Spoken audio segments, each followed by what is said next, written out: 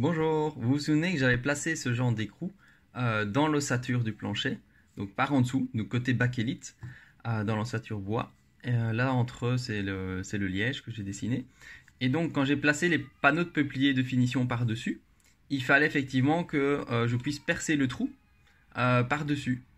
Et bon, à travers, puisqu'en fait les panneaux vont être collés et vissés sur l'ossature, c'est-à-dire une fois qu'ils sont posés, ils peuvent plus bouger. Donc c'était le challenge.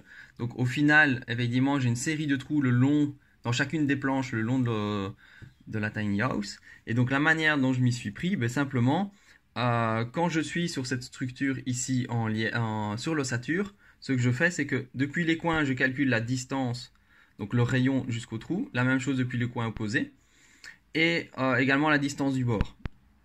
De cette manière, quand j'ai la planche vierge, je mesure la distance au bord. Comme ça, j'ai la distance de base à laquelle je dois faire l'intersection. Et alors, je fais un arc de cercle à la distance 2, un arc de cercle à la distance 3. Et le point d'intersection, c'est le trou de perçage. Donc, je perce à cet endroit-là. Et puis ensuite, je peux positionner simplement la planche sur la tiny house, coller, visser, et c'est en ordre. Et je passe à la suivante. Autre élément aussi, comme vous l'avez vu sur la vidéo, ben, la planche, en fait, elle se met ici à mi-bois. Donc le bord de la planche se met à mi-bois d'une lambourde. Et donc là, j'avais des petites découpes d'environ 1 ou 2 cm.